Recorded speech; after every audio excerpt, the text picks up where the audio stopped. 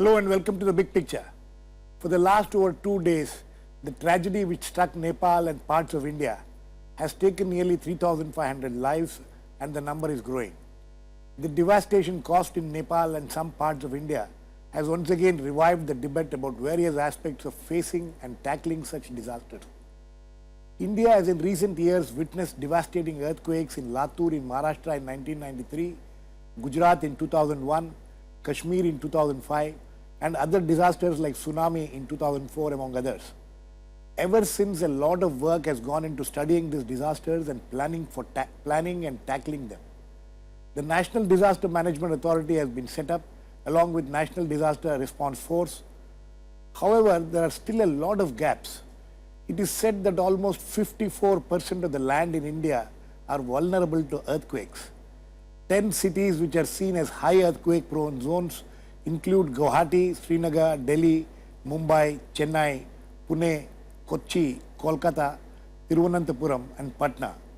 Today we will look at how prepared are we as a nation to face disasters like earthquakes and what still needs to be done to avert major human tragedies of the kind being witnessed in Nepal and some parts of India now and in Gujarat and Latur in the past. To discuss this, I have with me Kamal Kishore, Member National Disaster Management Authority, M. Ramachandran, former Secretary Urban Development in the Government of India, K.J. Anand Kumar, Associate Professor, National Institute of Disaster Management, and Devjyoti Mitra, Senior Analyst, Earthquake Modeling at RMS. Welcome to all of you. Mr. Ramachandran. Mr. Ramachandran, you must have, seen this kind of disasters and planned for this and discussed about this. After what we have seen, what we are seeing in Nepal, can we confidently say that we are prepared for something like that happening here?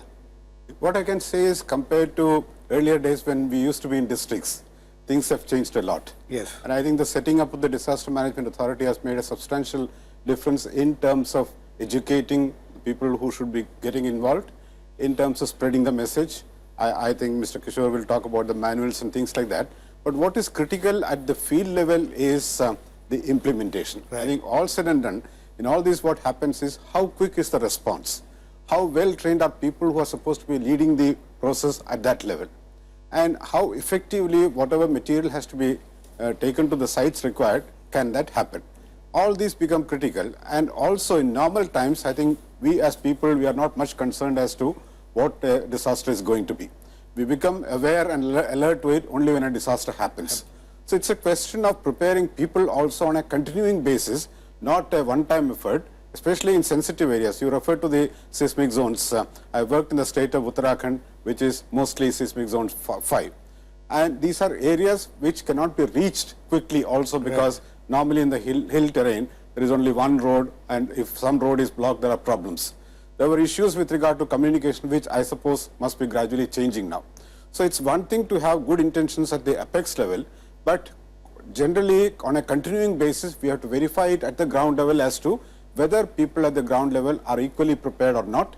If materials are stored at certain places, whether it is continuously available to meet an emergency, because there could be situations where we have everything on paper, there are shelters provided for, there are places where food grains, etc. could be stored. But if the road itself is not in a working condition, just before an earthquake or so happens, if the provisions could not reach, there are issues. There are also issues relating to, I was told, about airdropping. Right. Airdropping of relief material is little easier in the plain areas, not so much in the hill areas. So probably what I understand relating to my earlier experiences, especially for the hill and difficult terrain, one has to be a little bit more alert and one has to have mechanisms whereby the issues specific to those areas can be better addressed. Okay, you spoke about being prepared, but first we need to know, Devjyoti, we need to know, because there are a lot of rumors in the last 48 hours ever since this happened, that more earthquakes are going to come, more aftershocks are going to come. Now tell me, as far as predicting earthquakes are concerned, where are we? Where are we? Not just in India, but everywhere across the world. See, as far as prediction goes, we are way ahead than what we used to be. So right now, when you say we which means seismologists, everyone, like as a scientist, the whole earthquake yeah. community.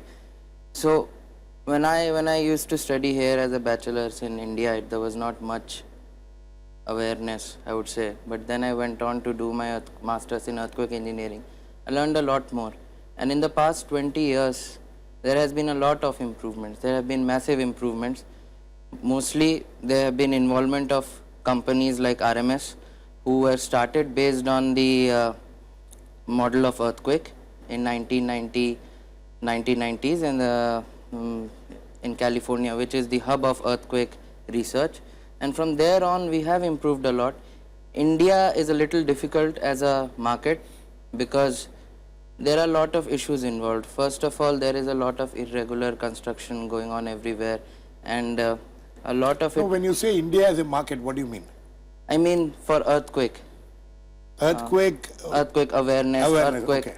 earthquake infrastructure, Okay. everything. So when you come to a place like India, there are a lot of variables that come into play. What are these variables? First variable is awareness, which is most important, which we still lack compared to other countries, mostly developed nations, I would say. Then we lack the infrastructure, and then mostly we lack the seriousness, the promptness that is required. The disaster comes into effect when an event has happened. But what before that? Exactly.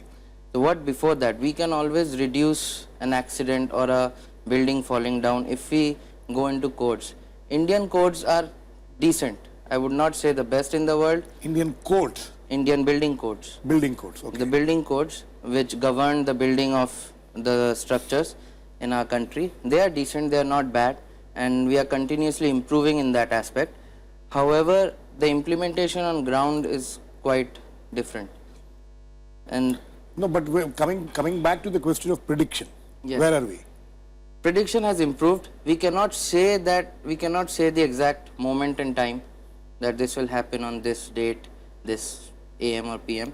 But at the same time, we have reached an area where we can predict the magnitude, approximately the magnitude based on the type of earthquake we have.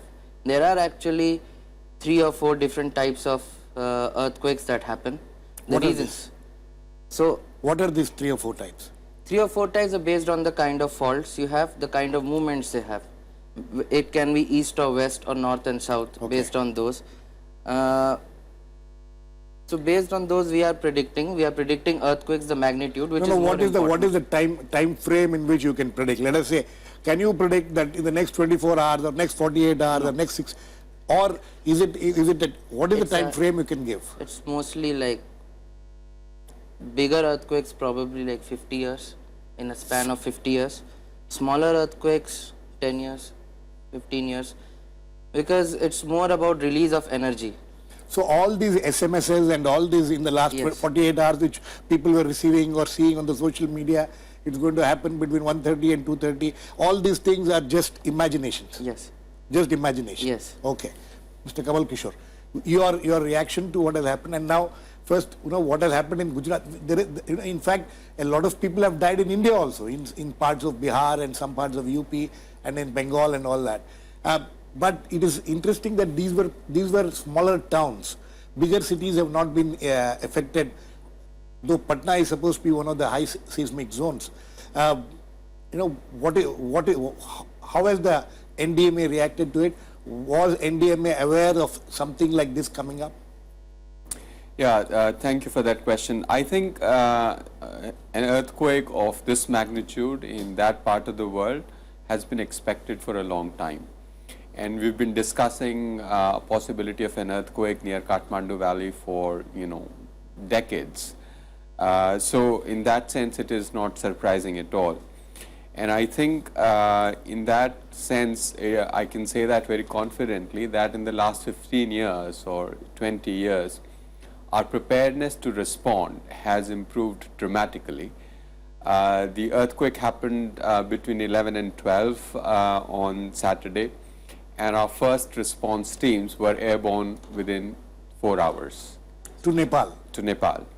And if it was to respond to India, it would be even faster, So, so in that These sense, places in Bihar and all where it affected, what was the kind of response, and where were the There response also teams? our teams were on their way within the first hour of No, the event. are your teams based in state headquarters or only in Delhi? The NDRF battalions are in many different locations across the country, and there is a strategy according to which they are located. So the teams that had to go to Bihar and UP were on the way very swiftly. So, but it's not just that the team were on the way, but they were also prepared with the right kind of training, equipment, and know-how. We have specialized search and rescue teams, trained sniffer dogs, search and rescue teams that have equipment to lift collapsed RCC slabs, RCC cutters, and they go in a very sort of self-sufficient format where they don't rely on local resources. They don't become a It's local. a team of 45 people. That's what I've read. Somewhere. Yes, so they exactly, and then they go self-contained and they can respond very swiftly. So we have certainly made progress on that front. We have to do much more. I can't say that it is enough, but 1998, 2000, 2001 Gujarat earthquake, we didn't have the kind of trained collapse structure search and rescue teams that we have now, and it's a very specialized area of work, to rescue people from collapse structures. So we have improved tremendously. However, we need to do much more. What more?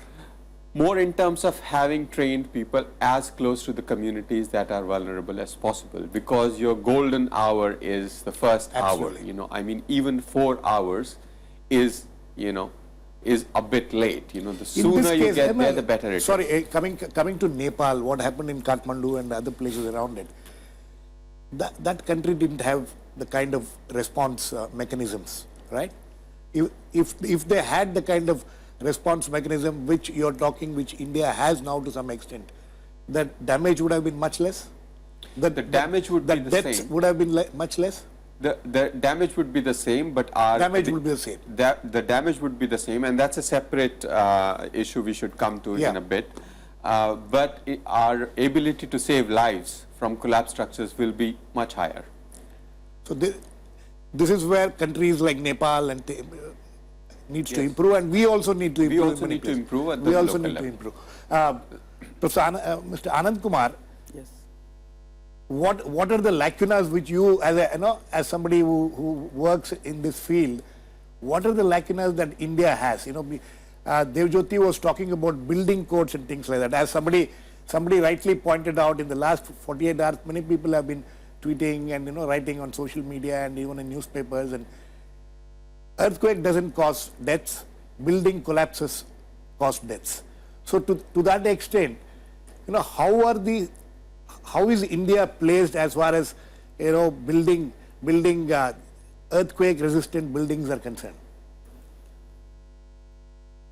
As pointed out by others, we have progressed a lot from what we were previously, but still we have to go. And as they were pointing out, especially Mr. Ramachandran was pointing out, that on the ground, lot of things has to be implemented. Though we have a lot of building codes and everything on paper, we don't have that implementation capability. It is not the capability, that rather we can say that it has to be implemented with the will of the all the people, stakeholders, because it cannot be in a democratic country like ours. We don't implement by force or by any other means. So this is the only thing we can do. So as a part of that, in National Institute of Disaster Management, what we do is we give training to the officials as well as the other people, so that we try to sensitize these people by talking about how vulnerable these cities are through different kind of trainings. And about earthquake, we also train the engineers on rapid visual assessment of the building, so that at least some of the cities like Delhi and other cities, people can be at least start thinking. Actually, for the past 2 days, people start talking about these kind of things, but we should talk about these kind of things almost every day, so that slowly these issues can be flagged, and then slowly we can get things evolved. And as others were pointing out, it is very important to also think that what will be our, what we will do after such kind of events. So that is very important. At present, generally people get panicked. And as you were telling, there were rumors about the earthquake again occurring at 9 o'clock in the night and all these things. These are all 1:45 a.m. Yes, completely rumors without any base, because as he was pointing out, RMSI people, there is no certainty that we cannot predict about the timing of the earthquake. We know that these are the regions prone to earthquake, but there is no forecast in the whole world to tell that exactly what time we can have another earthquake or tremor to continue or aftershocks to come. So these kind of rumors at least had to stop, because the people can be easily sensitized through several way nowadays, because social media is there, TVs are there, and everywhere. From the past 2-3 days, we have been keeping on telling that only these 2-3 days people talk about this. Yes, and at least we should realize that these kind of rumors should not be spread further, especially to create panic among the people. Okay, Mr. Ramchandran, coming back to the issue of planning, urban planning, this is where the problem is. Today, I have been reading that 80% of people in Delhi are vulnerable to, to earthquake, in the sense that they could be victims of an earthquake. 80% of the people, and we have been witnessing for the last several years, now, that a huge lot of unauthorized constructions goes on in major metropolitan cities and also in smaller cities, and then over a period of time they get regularized, and these are the most vulnerable people. Absolutely, you're right. I think it's a complex issue. I mean, we become aware or serious about an issue when the issue happens. Yes. But before that, what should we be careful about? What should we be aware of? You refer to the national capital, though I do not like to repeat this, but it's a fact that in the national capital, little over 30% is unauthorized colonies. Little over 30% is slums. So we have more than 60%, close to 70% of Delhi's area, which is extremely vulnerable, if I could put it like that. We have unauthorized colonies where even the fire engines cannot enter, right, where sewage lines can't be laid. But in the scheme of things, as we progress, there are no other options for the political system than to decide to regularize. Even in the normal construction, whenever it happens, the requirements are not always met. I mean, it would be worthwhile finding out about all the multi-storied constructions which are going on all over the country, as to whether all of them are earthquake resistant or not. Right. Now, we should also take examples from other countries. We keep looking at better instances. Japan is one country. I'm sure there would be other countries also, where they have even gone to the extent of retrofitting existing buildings. So there are methods available. One, we have to be careful about the new constructions which are coming up. In the scheme of things, even each home buyer or each commercial property buyer has to be fully aware that I have to satisfy myself that this building is earthquake resistant and the features are there. You may also recall there were instances when huge fires broke out. There were no ladders available in some of our cities. Yes.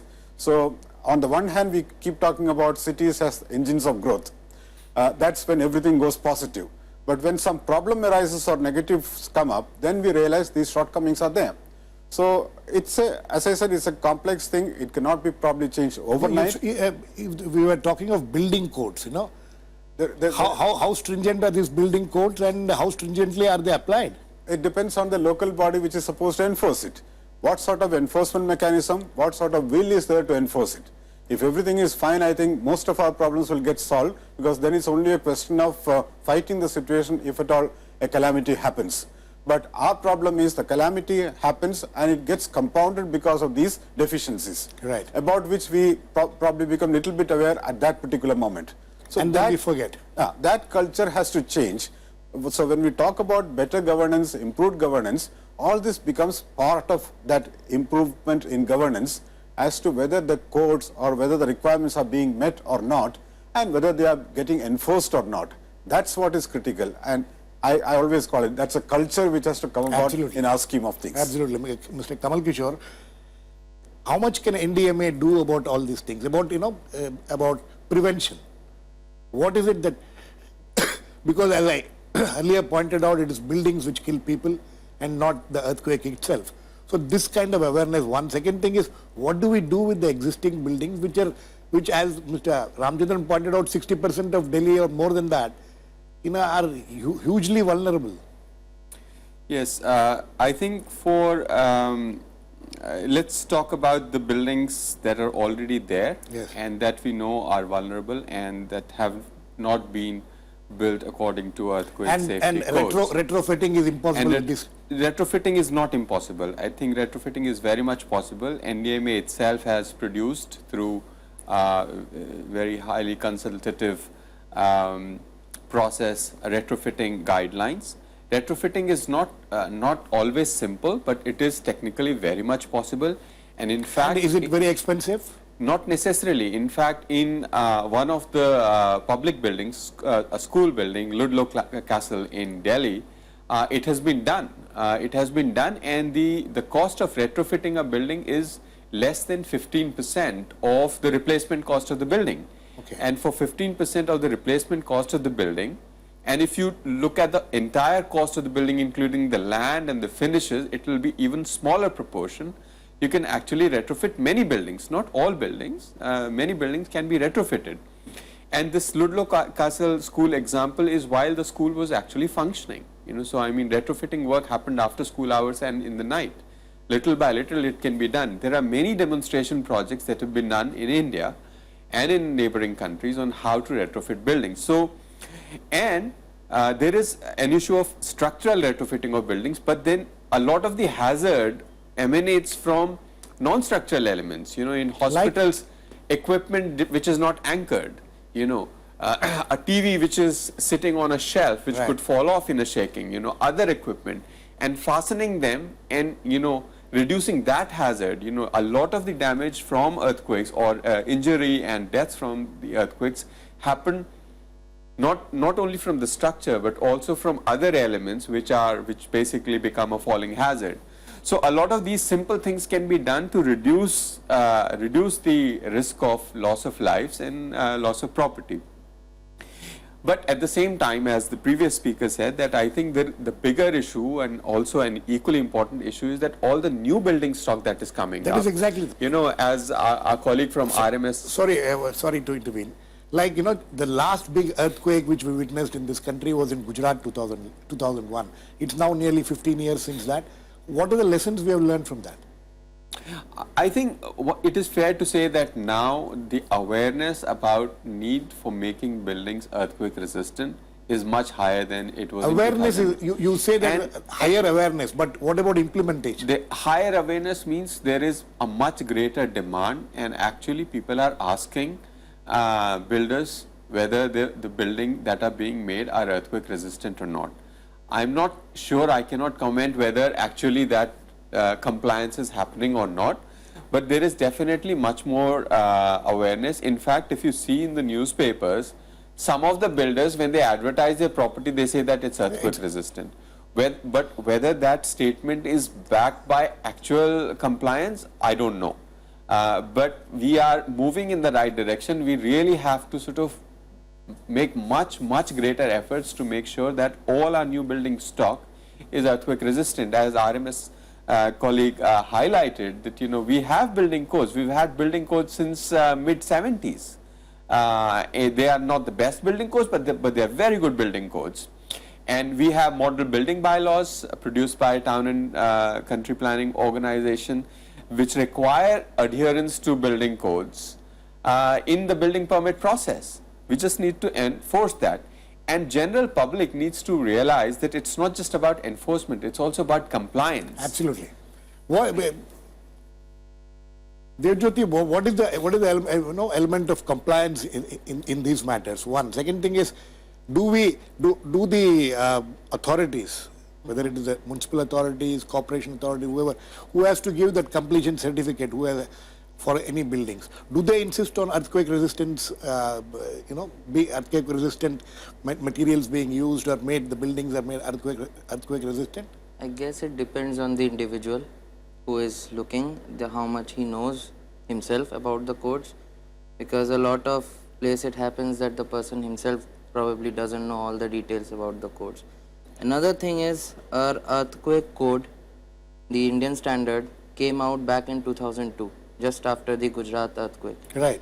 So it was developed back then, and our all seismic zones, we have 5 seismic zones in Right. India, and they are all based off of that. Based on that 2002 code? Yes, Okay. that's where we get all the building, you can say how to build for earthquake. However, in the last 10 years, or I think it's been more than 10 years now, a lot of improvement has happened, and people all over the world have realized that just sticking to a one number is not an ideal thing, because One number means what? one number, let's say I have in Delhi, I have zone 4. Yes. So I say, as per the code, you have to apply this amount of acceleration due to the earthquake. So what happens is, people have realized that this is not an economic feasibility. So what they have done is they have categorized the type of buildings, and they have, so let's say for defense, we have a nuclear unit, so we need it to be perfect. Yes. May the worst earthquake We are come. told Kamal Kishore and Ramchandran would, Delhi Metro is supposed to be the most ideal Yes. earthquake resistant. Yes, it is. you know. Exactly, exactly. So let's say metro, you gave a good example. We want it to not be disturbed by the maximum amount of earthquake that has happened in Delhi. Probably worse than that. We apply some factor of safety. So even if an 8 happens, 8 magnitude earthquake happens, It will it will still stand. Yes. So, but for say a 2-story house or a 1-story house, it might not be that important to withstand an 8 earthquake. So we may lower down the design, so that if I design a 2-story building for 8 magnitude earthquake, it involves a lot of costs. So cost is a major issue. Yes, it is. That is why people don't People comply. don't come. Anand Kumar? Yes. Cost is a major issue, and how do we get over this? If people will say that if I'm going to buy a flat which is going to cost 5 lakh rupees more because it's earthquake resistant, how many people are able to afford it? No, Is as that I the was major issue, or do you think the government can come in somewhere here? No, as I was telling you, the government officials are trained for this kind of purposes. Like member NDMA was telling about not only the buildings, but the fixtures in the buildings, how they respond to when the earthquake occurs. Those also matter. Not the building is so. And as the RSMI person was telling that. May not be that 8, it may be ready to withstand even 7.5 for example, or with 8 it will develop cracks, but it will not fall down, so that people will not die, but the cracks can be repaired afterwards or Right. something like that, so that your economics can be, at least you can manage with the, and as Kamal Kishore was telling, that it is almost 10 to 15% of what you spend, more than what you spend has to be spent to make your home retrofitted, or you even while constructing maybe 10 to 15% more if you spend, your home becomes more resistant to earthquakes. Okay. And this is your life. You are playing with your Absolutely, life. it's a life. Very quickly, Kamal Kishore. So, what more immediately needs to be done in the light of experience of what has happened in the last 2 days? NDMA as an organization, do you have plans to improve to tackle this kind of crisis? Yeah, from NDMA, we are working on all the 3 fronts, working on risk reduction, so making a case and pushing for implementation of guidelines that have been produced, better compliance and so on, working with town and country planning organization, also making a case for retrofitting, but also working on preparedness. I think it is important to work on all of these 3 fronts, but ultimately, What is the kind of response you get from from the bureaucracy absolutely down till the grassroots bureaucracy? That is where the whole thing matters, right? yes, I think the response we get is Mixed. is directly proportional to how fresh it is in the memory of the people. Absolutely. Mr. So right now is the time to get a good response Absolutely. and push Mr. ahead on Ramchandran, all very the 3 quickly, fronts. last words. I think it's good to have all these manuals, training programs and things like that. But it's a question of, as I say, whether we are prepared to address the issue. So why can't we have test audits or independent groups looking at buildings whether they are adhering to these requirements or not, and have a feedback, Okay. and then address it upfront to the extent possible. Okay, sir. I think we've run out of time, but we have been hearing and reading and watching photographs of in Delhi, especially officials going around some of the colonies and checking the buildings and all that. I hope this is not something which, as Mr. Kamal Kishore and everybody says, that it's not some knee-jerk reaction. Hopefully this will be done on a longer-term basis to avert such disasters in future. Thanks to all my guests. Please keep watching. We'll come back with another issue, the big picture, same time tomorrow.